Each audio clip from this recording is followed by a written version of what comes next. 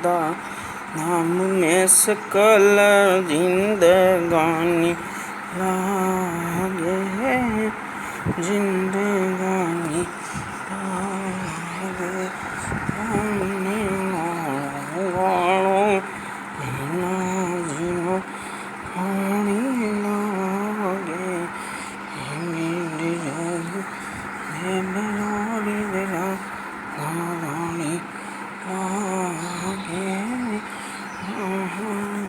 મારું નામ આકાશ છે. હું રહું છું ભાવનગર, હીરા ઘસું છું. અહીંયા અમદાવાદ નોકરી માટે આવ્યો હતો, પણ રહેવાની સગવડ માટે મને અહીંયા સરખેજ આશ્રમ છે, ભારતીય આશ્રમ, ત્યાંની મને વાત મળે એટલે હું ત્યાં પીજીમાં રહેવા માટે ગયો હતો. ત્યાં મને એક સંતની મુલાકાત થઈ હતી, જેનું નામ ઈકા બાપુ છે.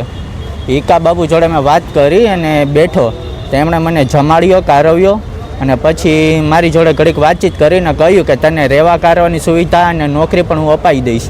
એમ કરીને મને બેસાડ્યો અને પછી એમ કહ્યું કે ભાઈ તું મારા ઘડીક બેટા પગ દાબી દે ને એમ. પગ દાબવાનું કહી અને મને એના રૂમમાં લઈ ગયા અને રૂમ પછી અંદરથી લોક મારી દીધો અને પોતે આખા આમ કપડાં ઉતારીને નગ્ન અવસ્થામાં થઈ ગયા હતા. અને મને તો કહ્યું કે તું તારા કપડાં ઉતારી નાખ. તો શરૂઆતમાં હું બહુ ગભરાઈ ગયો હતો કે ભાઈ મારે તમે સંત છો બાપુ, મારે આવું કશું નથી કરવું.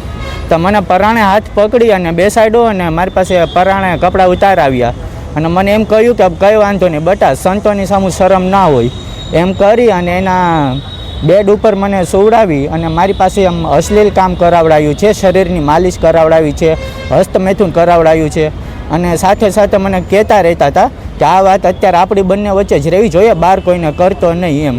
નકર અહીંયા એ કે આટલા કોન્ટેક્ટ છે, અહીંના ટ્રસ્ટી કે મુકેશ પટેલ છે, ખાલી એક ફોન કરે તો પણ એ કે તને ખબર છે અહીંયા હું થઈ જાય એમ.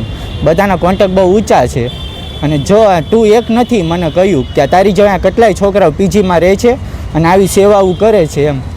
અને આ વસ્તુ મારી અરે એક વાર નહીં પણ 5 થી 6 વાર કરેલી છે. છેલ્લે મેં કંટાળીને આ ફેસલો લીધો છે કે હવે મારે આ વસ્તુ નથી કરવી, કે કોઈ બીજા જોડે મારે આ વસ્તુ ન થવી જોઈએ એની આશ્રમમાં. અને જે સંત જેને બધા ભગવાન માનીને બેઠા છે એનું સત્ય બારું આવવું પડે, કેમ કે સંત માણસો કોઈ દિવસ આવા અશ્લીલ કામ કરે નહીં. એટલે આજે હું હિંમત કરું છું. અતુલભાઈનો મેં કોન્ટેક્ટ કર્યો છે અને અતુલભાઈ મને હિંમત આપીને કહ્યું છે કે આપણે આગળ આમાં કાર્યવાહી કરાવશું. એટલે હું અત્યારે પોલીસ કેસ કરવા અહીંયા આવ્યો છું. ભાઈ આ છોકરો અહીંયા નોકરીની શોધમાં આવેલો અને પીજીમાં એને સમાચાર મળ્યા કે ભાઈ અહીંયા ભારતીય આશ્રમમાં પીજી ચાલે છે, તો એ પીજીમાં રહેવા ગયો. એને એમ કે અહીંયા રહેવા જમવાનું રહેશે ને પછી હું નોકરી કરીશ. પણ ત્યાં જે હવસખોર સંતો છે, શૈતાન સંતો છે, એને લાગ્યું કે ભાઈ આ છોકરાનો આપણે ઉપયોગ કરી શકીશું. એટલે એ છોકરાને રૂમમાં બોલાવીને લાલચ આપી કે ભાઈ તને નોકરી અપાઈ દઈશું, તને સારી સગવડ કરાવી આપીશું, તને પૈસામાં રાહત કરાવી આપીશું. એમ કરીને એની જોડે માલિશ કરાવવાનું કર્યું. પછી 4-5 વાર એની સાથે એવું થયું એટલે એને લાગ્યું કે ભાઈ આવું મારે અહીંયા રહેવું નથી ને આવી નોકરી મારે કરવી નથી. એટલે એને ત્યાં એક એનો વિડીયો બનાવી લીધો અને વિડીયો બનાવીને એને મારો સંપર્ક કર્યો હતો. અને સંપર્કના આધારે પછી મેં ગઈકાલે જે વિડીયો સરખેજ આશ્રમ છે ત્યાંથી જ મેં રિલીઝ કર્યો હતો.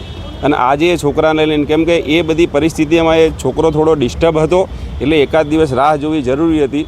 એટલે એકાદ દિવસમાં એ થોડો ફ્રેશ થઈ ગયો એટલે એને આજે અમે લઈને આવ્યા છીએ. અને આ જે કોઈ ઈકા બાપુ છે અને એ સિવાયના જે લોકો છે જેની સાથે જે યુવાનો સાથે અમને આવું બધું કર્યું છે એ લોકો વિરુદ્ધ કડકમાં કડક કાર્યવાહી થાય અને સઘન તપાસ થાય કે ત્યાં પીજીમાં રહેતા બીજા છોકરાઓ સાથે આવું થયું છે કે કેમ, અથવા તો બીજા સંતોએ આવું કર્યું છે કેમ. એ માટે થઈ ન્યાયની અપેક્ષાએ અમે અહીંયા અત્યારે આવ્યા છીએ પોલીસ સ્ટેશનમાં. અમને વિશ્વાસ છે કે છોકરાએ જે વિડીયો ઉતાર્યો છે ને એના જે સબૂત અમારી પાસે છે એ જોતાં ચોક્કસ ફરિયાદ દાખલ થશે. અને જો આ બાબતનો યોગ્ય કાર્યવાહી નહીં થાય તો નામદાર કોર્ટ સુધી પણ અમે જઈશું.